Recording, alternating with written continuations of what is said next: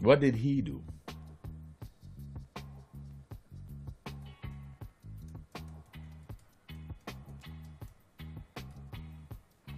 What did he do? You see, that's how much we love one another in this country, you know. Not one of the government members of the House, and there are some who are highly religious, profoundly committed to the Christian faith, sat there as though rats had eaten their consciences. They did and said nothing to put a stop to the inhumane treatment being meted out to some members of the opposition. How do you live with yourself? How do you make it? How do you walk out of that situation and then fall on your knees and praise God? How do you do it? Not one of the government members of the House attempted to ask Cummins whether or not he was injured. Not one. Not one of them had even asked him how he paid for the operation. Instead, when he sought to bring back the chair that his doctors insisted he must use in order to alleviate the damage and the pain that comes from the damage to his back,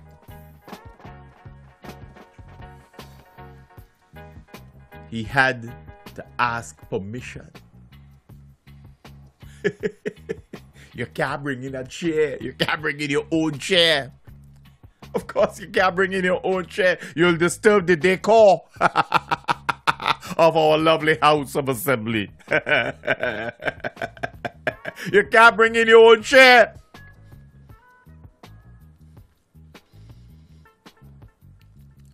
You know, we boast that we're a Christian society, but are we really? Or have we completely lost faith? We know that we've already thrown away all values, all positive values. We only use them now as part of the political maneuverings, but they really mean nothing. But you know, as fate would have it, Cummins sustained injuries that would plague him for the rest of his life.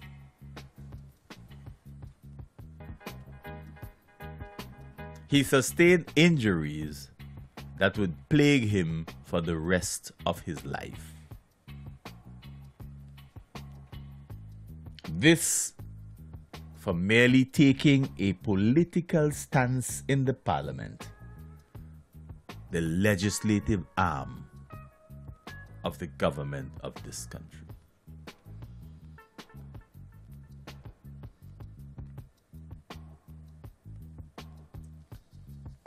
So, you know, we sometimes refer to the government benches in Parliament as the laughing gallery. Because there are some of them who all they do is giggle. You remember we did a program some time ago when Douglas Slater was the Minister of Health and the Environment. We actually wanted him to stop giggling in Parliament. Everything was a joke. Everything was a joke. How many of them were giggling when Cummins was being injured? How many of them were giggling? How many of them left there saying to themselves, it's good for them. It's good for them.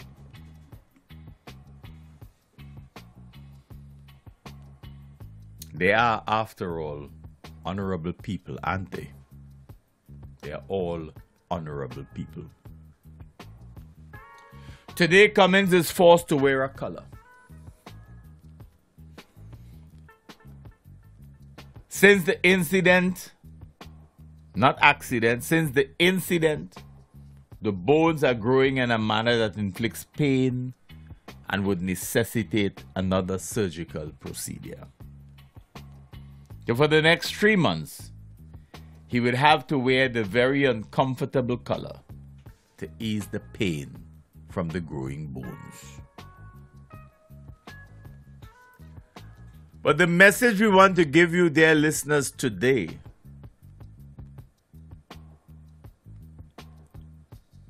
is that Cummins' experience in the parliament in 2011 is a classical example not only of what labor love truly means, but also, and perhaps more importantly, about ULP politics and ULP's example of good governance. Hendrickson Alexander would forever have to live with the fact of his decision on that day. He could have put a stop to it. Why didn't he? Is a question that will bother him as long as he lives. And as long as he sees, hears of, or reads about the injuries sustained by Daniel Cummins. Every member of the government side that was in parliament that day who stood silent will have to live with their consciences. And every time they read or hear about the impact of that fall, of that having been flung down the step in respect of Cummins, they have to live with their consciences. Each member of parliament on that fateful day would have to live with the memory of what they watched in silence, and by extension, what in silence they allowed to happen. It is often said that the sins of the father are visited upon the children. If this is true, then the members of the government side in parliament on that fateful day who stayed silent, as well as the Speaker of the House, as well as the police officers, and those people in the gallery who also stayed silent as they watched the horrific behavior of members of our national security forces. The police officers who somehow felt it was their solemn duty to ill-treat parliamentarians of the opposition New Democratic Party, they must all be forever bothered by their consciences.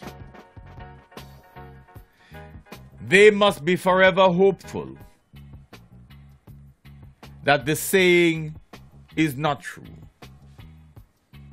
They must be forever hopeful that the sins of the fathers are not visited upon the children. They must be forever hopeful that their children would in no way be impacted by their actions and or their inaction on the part of some on that day in our parliament. The entire episode in parliament handed Cummins a lifelong injury, lifelong pain and discomfort. It is, dear friends, a sordid reminder that the ULP leadership is really not at all concerned about people. It is not possible to deliberately stay silent while others are being injured before your eyes, and this not be considered very, very sinful. Very, very sinful.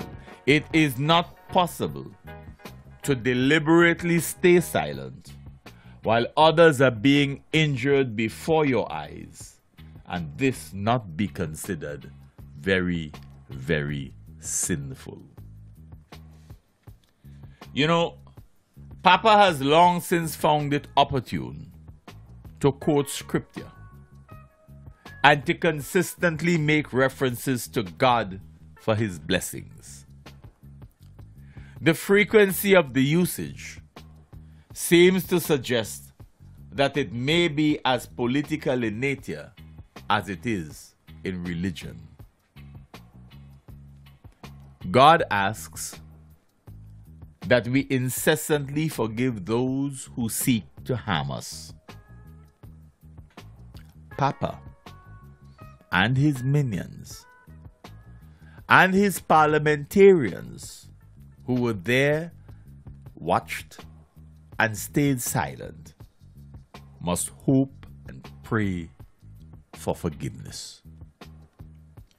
Each time Cummins winces in pain, they must pray for forgiveness. Expressions of labor love is not enough to save them.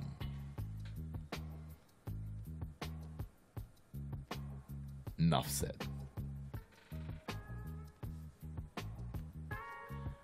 But you're listening to Just Another Look. You hear it always on Nice Radio. You know, friends, some time ago we spoke about St. Vincent and the Grenadines' support for Venezuela. Well, these days we have Louis Straker has suddenly become something of a spokesman for Venezuela.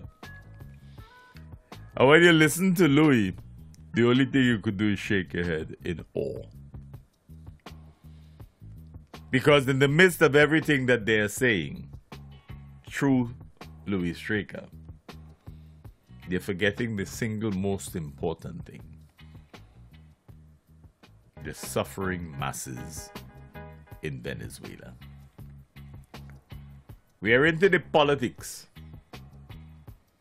We're into the politics of it. We're forgetting the human side of it. But that and other matters we'll address in our next issue of Just Another Look. Because it is interesting the stand that St. Vincent and the Grenadines has taken. And at the end of the day, the Vincentian electorate needs to understand the difference between patronage,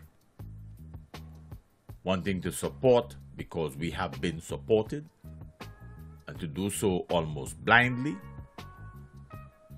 or to cry out for justice to be served, for fair play and democracy. But then if you're having challenges with those in your own country, like we are in St. Vincent and the Grenadines, then you have some issues. Then you have some major issues. Today, the 16th day of June 2018, marks 4,190 days since the disappearance of Dominic Gonzalez and Suresh Lakram. Sorry, it's Dominic Gonzalez and Rashid Ibrahim in J8 VAX. They disappeared on the 19th of November 2006. And Just Another Look likes to remind ourselves of the Cockamamie report that was hastily done and put out. We're not sure who that was intended to satisfy, But somebody seemed to find it necessary to publish the report. Yeah, but they never found a trace of the plane. Just inside of 4 years later, on Thursday the 5th of August 2010, Suresh Lakram called off from his leave to do a mercy mission in the opposite direction. J8VAX was coming from Canoan to St. Vincent. The last we heard was a report saying that the pilot, Dominic Gonzalez, had said he was off Beckway and then talked about the Liat that was coming in and that he was going to allow the Liat plane to come in first. That's the last we heard of it. Inside of 4 years later, Suresh Lakram is called to take a mercy mission in Canoan. So he leaves St. Vincent to go to Canoan with J8SXY, and that's the last we heard of him. But somehow, the authorities here didn't seem to think that it was necessary to publish any report on the disappearance of J8SXY, another SVG Air aircraft, inside of 4 years of the disappearance of the previous plane. So why was it necessary, not necessary, to explain to Vincentians what happened? How could the same airline within 4 years lose a second plane and we didn't seem overly concerned? What is wrong with us as a people? Was it because we didn't have anybody on it other than the pilot? Even so, didn't we care about him and his family? So we didn't need a report? You rushed to publish the report, cockamamie as it was, on J8VAX inside of 4 years earlier. But for J8SXY, we didn't seem to think it necessary. In our airspace, 2 planes disappear inside a 5-year period and nothing. But then again, why should it surprise us? Why should we be in any way surprised? This is the system under which we live. This is the system under which we live. And we started off by telling you it is a prime ministerial government. It is a prime ministerial government.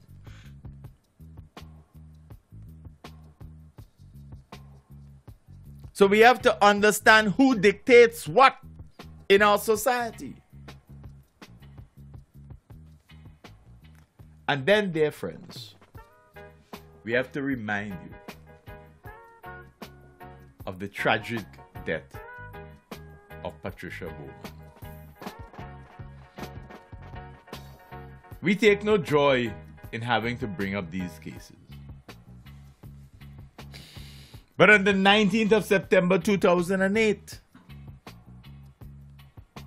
Patricia Bowman was crushed to death in her car on her way to work.